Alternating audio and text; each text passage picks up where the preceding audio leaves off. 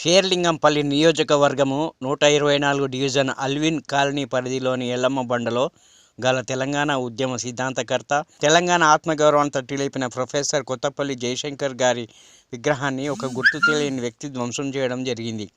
మా ఎల్లమ్మ బండల professor Jayashankar sir గారి విగ్రహాన్ని ఒక అగాంతకుడు ధ్వంసం చేయడం జరిగింది.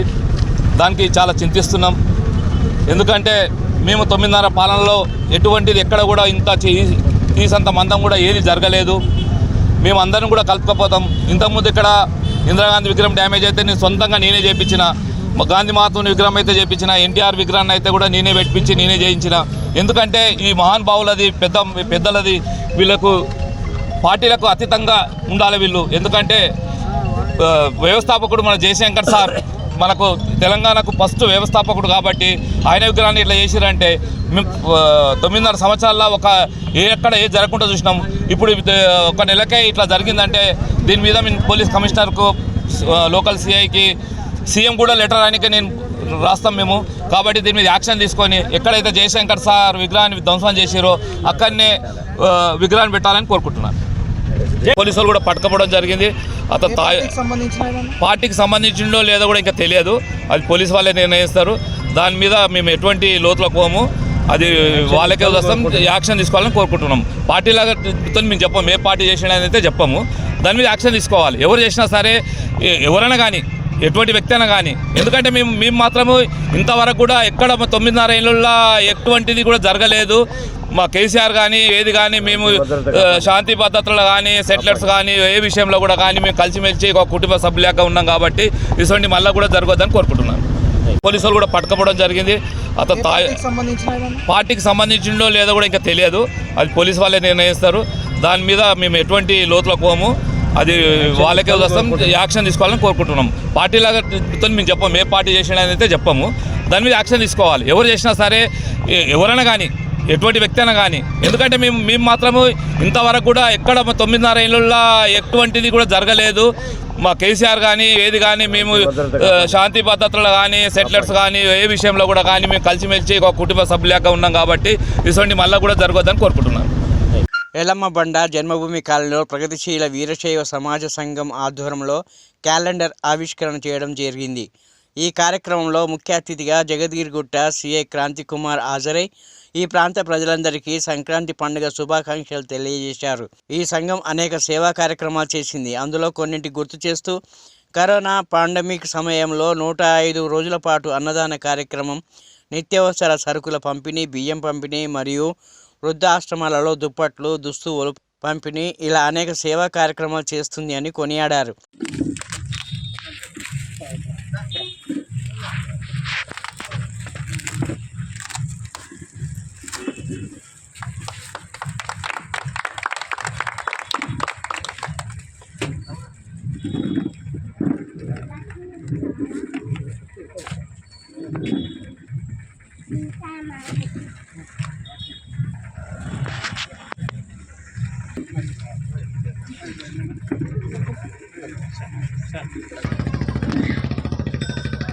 महात्मा बसवेश्वर महाराज की जय। महात्मा बसवेश्वर महाराज की जय। महात्मा बसवेश्वर महाराज की जय।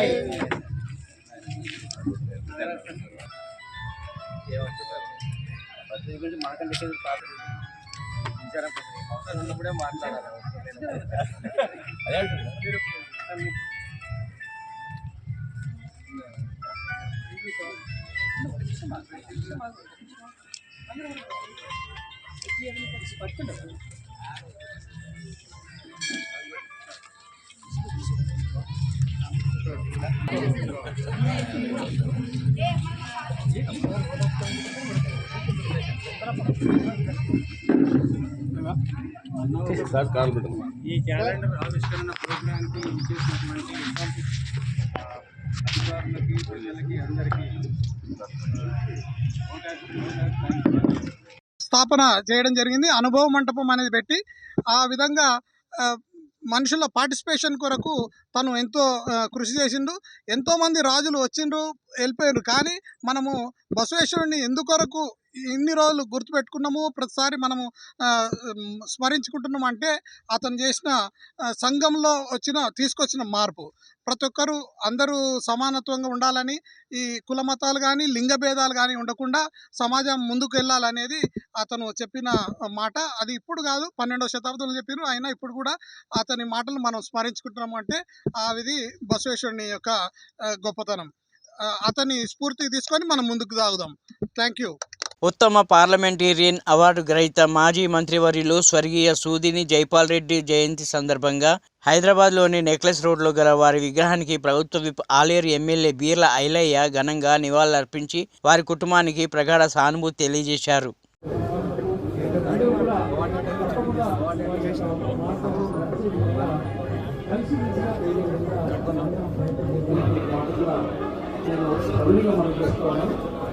వారు కోరుకున్న అభివృద్ధి తెలంగాణలో తప్పకుండా జరగాలని మనం కూడా కోరుకున్నాం. అది 10 సంవత్సరాలు తెలంగాణ వచ్చిన తర్వాత మాలా నివారణం పోయి వీరు మా స్వర్గీయ జైపాల్ రెడ్డి గారి జయంతి సందర్భంగా ఆయన ఘనంగా నిర్వహిస్తూ వాళ్ళ కుటుంబానికి ప్రగాఢ సామర్థ్యం తెలుపుతూ భారతదేశంలో ఉత్తమ పార్లమెంటరీగా తెలంగాణకు వన్నె తెచ్చినటువంటి పెద్దలు జైపాల్ రెడ్డి గారి ఆత్మశాంతి చేకూర్చాలనే ఉద్దేశంతో తెలంగాణ రాష్ట్ర ప్రభుత్వం ఇవాళ ఆయన ఘనంగా నిలవరపించి ఆయన భారతదేశంలో అత్యుత్తమ పార్లమెంటుగా గర్వించదగ్గ స్థాయికి తీసుకొచ్చినటువంటి ఆయనకు ఆయన కుటుంబ సభ్యులకు ప్రగాఢ సాంతలు.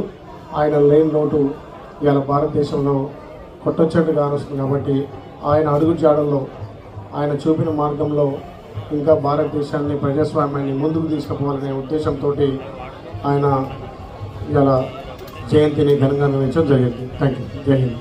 సిద్దిపేట జిల్లా దుబ్బాకలో కుటుంబ సమేతంగా శ్రీ వెంకటేశ్వర స్వామి ఆలయంలో ప్రత్యేక పూజలు నిర్వహించిన రాష్ట్ర టీపీసీసీ ఉపాధ్యక్షులు పన్యాల శ్రవణ్ కుమార్ రెడ్డి అనంతరం కాంగ్రెస్ పార్టీ కార్యాలయంలో సమావేశం నిర్వహించారు.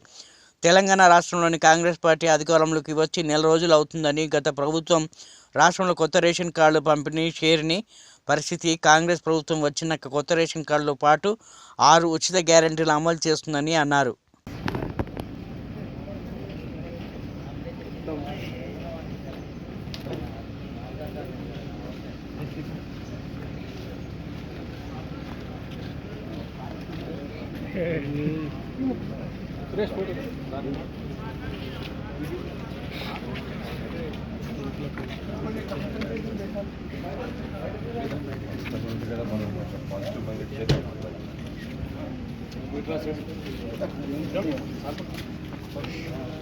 రాజ్కుమార్ రెడ్డి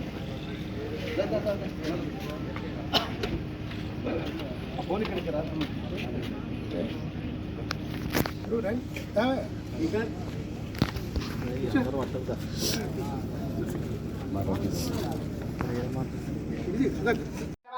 శ్రీనివాసాయ నమః లక్ష్మీపతయే నమః ధనాధనాయ నమః శివాత్మయ నమః పుణ్యాయ నమః లీలామానుషాయ నమః జ్యోతిషాయ నమః దుర్గిమిత్రాయ నమః శ్రీషాయ నమః నందగోప్రియాత్మజో నమః యమునావేగ సంమాననే నమః బలభద్రాంగాయ నమః ప్రదాదింగాయ నమః శ్రీరామపుత్రాయ నమః ముజుకుంద ప్రదాదకాయ నమః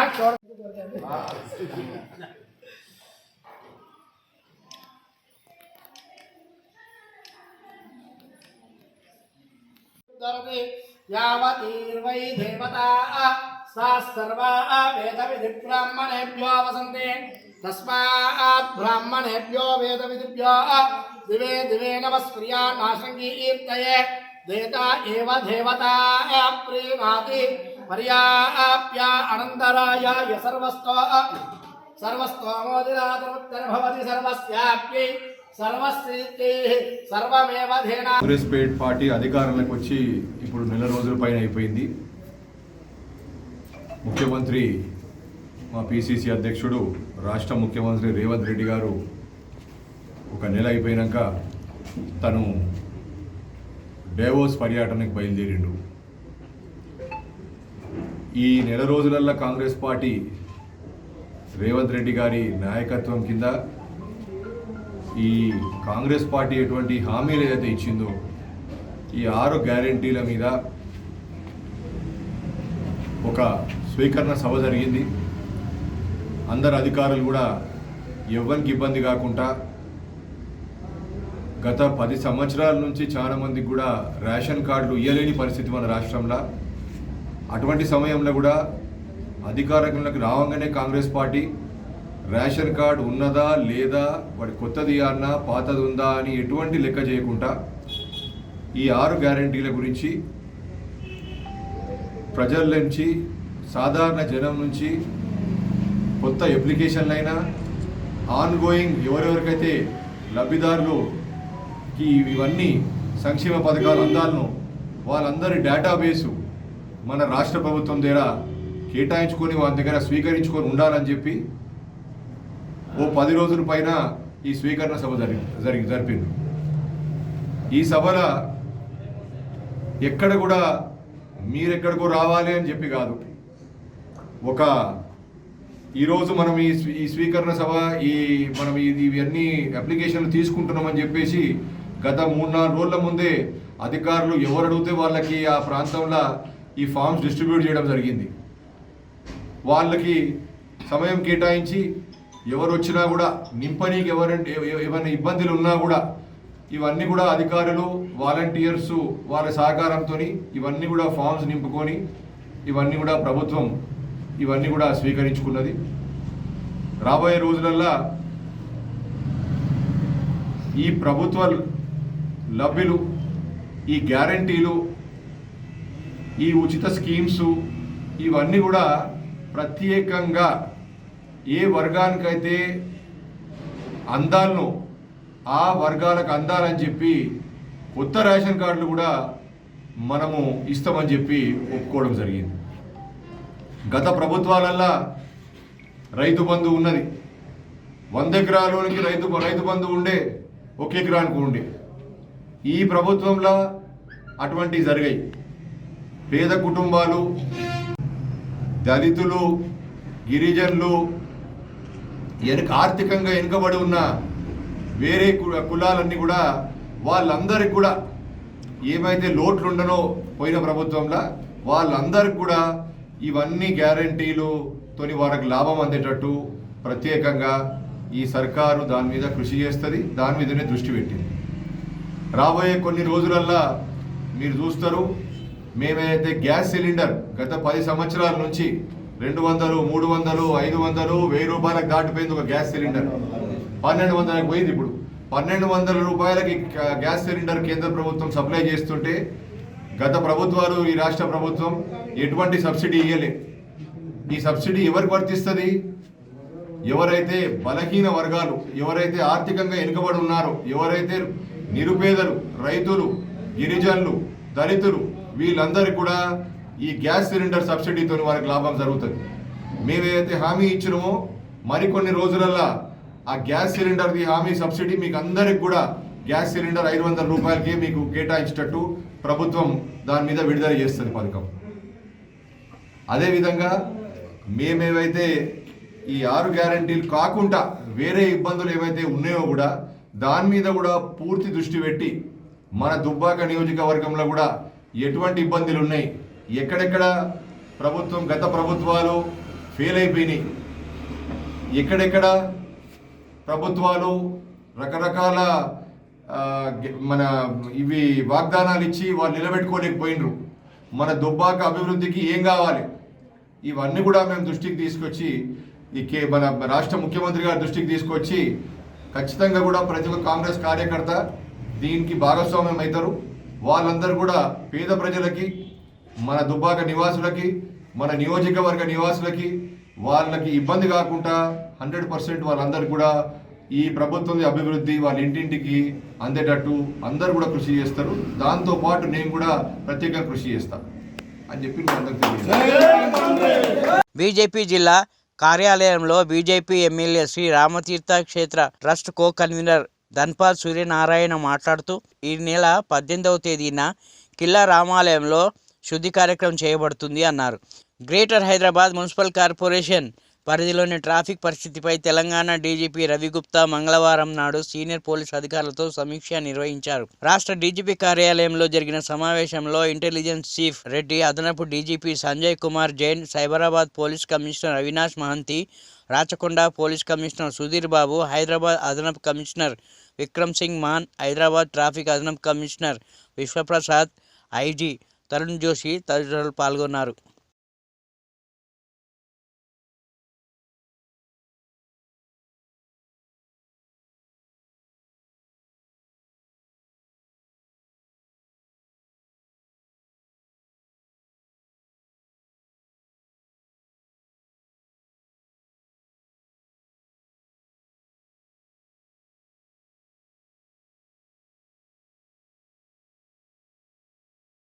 ప్రధాని నరేంద్ర మోదీ నేడు ఏపీ పర్యటనకు వచ్చారు. శ్రీ సత్యసాయి జిల్లా పాలసముద్రంలో నెలకొల్పిన National Academy of Customs Indirect Taxes and Narcotics ప్రారంభోత్సవంలో మోదీ పాల్గొన్నారు. ఈ మధ్యాహ్నం పుట్టపర్తి ఎయిర్పోర్టుకు చేరుకున్న ప్రధాని మోదీకి బీజేపీ రాష్ట్ర ఉపాధ్యక్షుడు విష్ణువర్ధన్ రెడ్డి తదితరులు ఘనస్వాగతం పలికారు. అక్కడి నుంచి ప్రధాని మోదీ లేపాక్షి బయలుదేరి వెళ్లారు. అక్కడ వీరభద్రస్వామి ఆలయంలో ప్రత్యేక పూజలు చేశారు. ఇందులో భాగంగా స్వామివారికి మోదీ స్వయంగా హారతి పట్టారు. ఈ సందర్భంగా అర్చకులు మోదీకి తీర్థప్రసాదాలు అందజేశారు. ప్రధాని రాక నేపథ్యంలో ఆలయంలో తొలుబొమ్మలాట కళారూపం ద్వారా రామాయణ ఘట్టాలను ప్రదర్శించారు.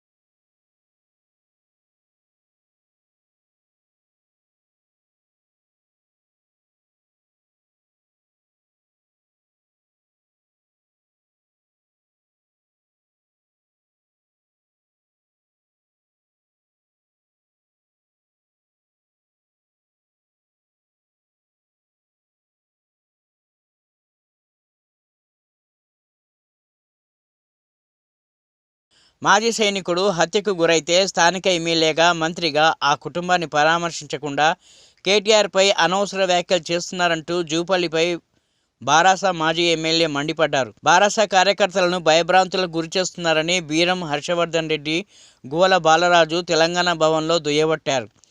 ఆరోపణలు ఎదుర్కొంటున్న వారిని మంత్రి కాపాడుతున్నారు కాబట్టే బాధిత కుటుంబాన్ని పరామర్శించలేదని విమర్శించారు. నిందితుల కాల్ డేటా బయటపెట్టి కఠినంగా శిక్షించాలని డిమాండ్ చేశారు.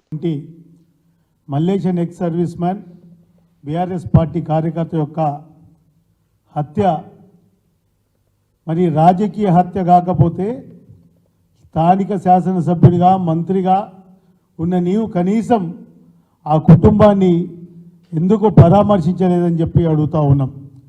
కాంగ్రెస్ పార్టీ అధికారంలోకి వస్తే స్వేచ్ఛ, సమానత్వం, ప్రజాస్వామ్యం పరివిడిల్లుతున్నదని చెప్పినటువంటి మీరు ఈరోజు అధికారంలోకి వచ్చిన 40 రోజుల్లోనే యథేచ్ఛగా హత్యలు, అదేవిధంగా భూ కబ్జాలను కూడా మరి వాటికి సంబంధించినటువంటి ఆధారాలతో సహా మరో ప్రెస్ మీట్ పెడతాం.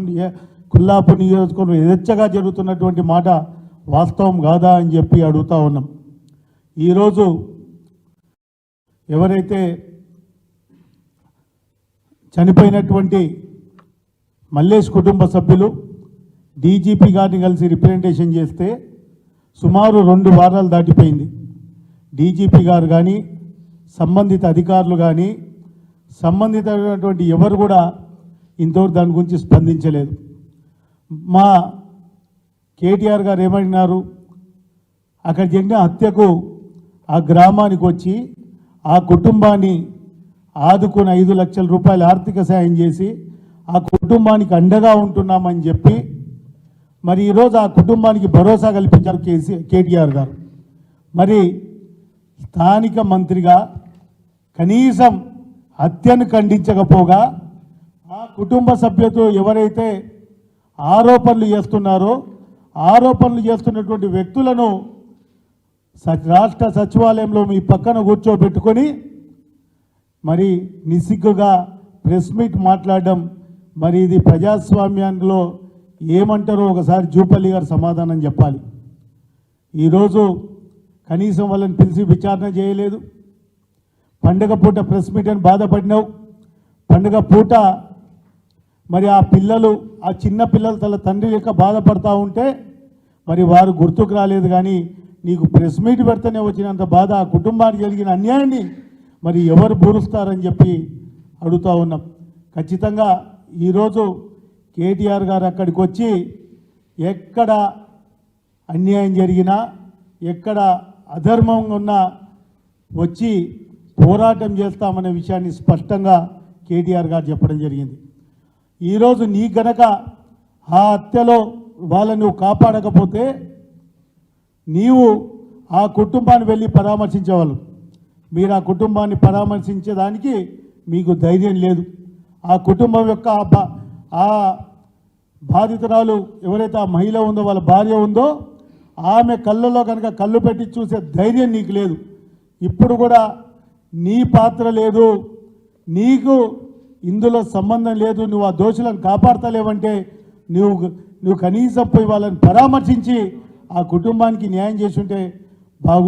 తెలంగాణ ఎమ్మెల్యే కోట ఎమ్మెల్సీ ఎన్నికల కోసం కాంగ్రెస్ పార్టీ 2 అభ్యర్థులను ఖరారు చేసింది. పార్టీ సీనియర్ నాయకులు అద్దంకి దయాకర్, బల్మూరి వెంకట్ పేర్లను ఫైనల్ చేసింది. కాంగ్రెస్ పార్టీ ఢిల్లీ పెద్దలు వారికి ఫోన్ చేసి సమాచారం అందించారు. నామినేషన్ పత్రాలను సిద్ధం చేసుకోవాలని సూచించారు. అద్దంకి దయాకర్ ఇటీవల అసెంబ్లీ ఎన్నికల్లో తుంగతుర్తి నుంచి టికెట్ ఆశించారు, కానీ టికెట్ దక్కలేదు. బల్మూరి వెంకట్ 2021 హుజురాబాద్ ఉప ఎన్నికల్లో కాంగ్రెస్ అభ్యర్థిగా పోటీ చేసి ఓడిపోయారు. ఎమ్మెల్యే కోట ఎమ్మెల్సీ ఎన్నికల నామినేషన్ల గడువు జనవరి 18 గురువారంతో ముగియనుంది. ఎల్లుండిలోగా వారు నామినేషన్ దాఖలు చేయనున్నారు. ప్రధాని నరేంద్ర మోదీ శ్రీ సత్యసాయి జిల్లాలో పర్యటించారు. జిల్లాలోని పాలసముద్రంలో స్థాపించిన national Academy of customs, indirect taxes and narcotics ను ప్రారంభించారు. రిమోట్ బటన్ నొక్కి నాసిన్ ను జాతీయం అంకితం చేశారు. ఈ ప్రారంభోత్సవ కార్యక్రమంలో కేంద్ర ఆర్థిక మంత్రి Nirmala Sitharaman, AP governor Abdul Nazeer, CM Jagan కూడా పాల్గొన్నారు.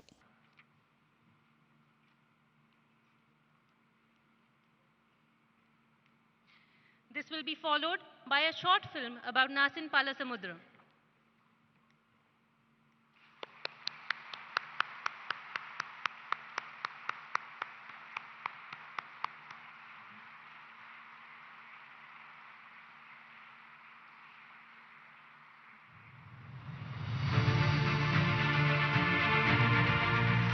अमृत काल में विकसित राष्ट्र के निर्माण की ओर अग्रसर भारत तेजी से आधुनिक और सशक्त हो रहा है। दूरदर्शी प्रधानमंत्री श्री नरेंद्र मोदी के कुशल नेतृत्व में भारत उन्नत तकनीक एवं नवाचार को अपनाकर आज विश्व में अपनी असीम क्षमताओं का प्रदर्शन कर रहा है। माननीय प्रधानमंत्री द्वारा परिकल्पित मिशन कर्मयोगी इस दिशा में एक महत्वपूर्ण कदम है। आप जानते हैं कि मैंने हमेशा कैपेसिटी बिल्डिंग पर कितना जोर दिया है। मुझे खुशी है कि आज आप सब सिविल सर्वेंट्स के बीच मिशन कर्मयोगी एक बड़ा अभियान बन चुका है।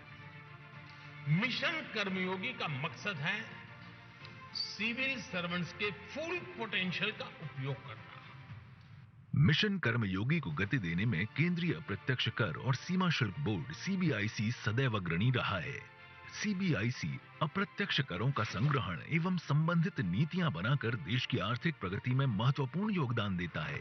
राष्ट्रीय सीमा शुल्क, अप्रत्यक्ष कर एवं नारकोटिक्स अकादमी नासिन सीमा शुल्क, अप्रत्यक्ष कर और नारकोटिक्स के क्षेत्र में विभागीय अधिकारियों के प्रशिक्षण हेतु सीबीआईसी का शीर्ष प्रशिक्षण संस्थान है तथा राष्ट्रीय और अंतर्राष्ट्रीय स्तर पर क्षमता निर्माण का मुख्य केंद्र है। नासिन ने कोऑपरेटिव फेडरलिज्म को सार्थक करते हुए केंद्रीय अधिकारियों ही नहीं अपितु राज्यों के हजारों अधिकारियों, व्यापार संस्थाओं, भागीदार एजेंसियों और अन्य विदेशी अधिकारियों को भी प्रशिक्षित किया है। अकादमी WCO, ब्रिक्स आदि वैश्विक निकायों और मित्र देशों के साथ अपेक्षित प्रशिक्षण और सहयोग भी करती है। ये WCO, UNEP, UNODC एवं SASEC के लिए अंतर्राष्ट्रीय स्तर पर मान्यता प्राप्त प्रशिक्षण अकादमी है। नए भविष्य के सशक्त आधार हेतु यह संस्थान आर्टिफिशियल इंटेलिजेंस के कई प्रशिक्षणों का आयोजन भी करती है। नासिन की भूमिका और जिम्मेदारियों के विस्तार के साथ वृहद क्षेत्र में एक नए एवं आधुनिक अकादमी की आवश्यकता को महसूस किया गया। ये तलाश समाप्त हुई पाल समुद्रम में।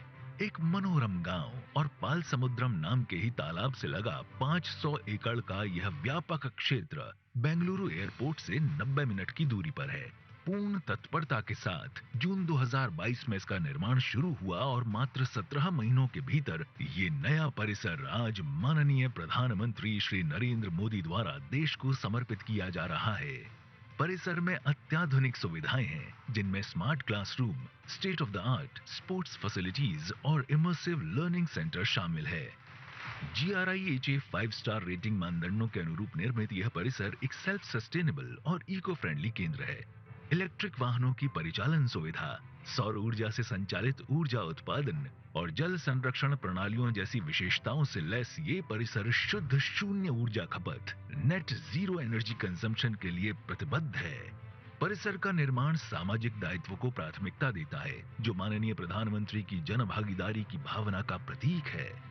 अंत्योदय दर्शन के अनुरूप जनमानस के लिए परिसर में डाकघर, बैंक शाखा, सुपरमार्केट, विद्यालय, अस्पताल आदि आवश्यक सुविधाएं स्थापित की जा रही हैं। मार्च 2022 में आधारशिला रखे जाने के बाद क्षेत्र के विकास के लिए कई सकारात्मक पहल हुई हैं। शीघ्र ही यहाँ होगा एक रेलवे स्टेशन और निकटवर्ती सड़क बनेगी राष्ट्रीय राजमार्ग। लोक सेवकों और अन्य हितधारकों में कौशल निर्माण हेतु समर्पित यह परिसर भारत को वैश्विक पटल पर एक नई पहचान देगा। यह नवीन कौशल विकास के प्रति सरकार की प्रतिबद्धता को प्रदर्शित करता है और हम सभी को कर्तव्य काल में विकसित भारत 2047 के संकल्प में योगदान देने के लिए प्रेरित करता है।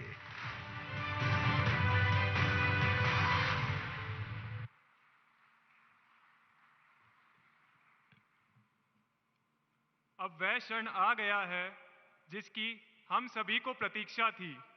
मैं माननीय प्रधानमंत्री जी से विनम्र निवेदन करता हूं कि वे आज के इस पावन अवसर पर अपनी ओजस्वी वाणी तथा बहुमूल्य विचारों से हमें अनुग्रहित करें।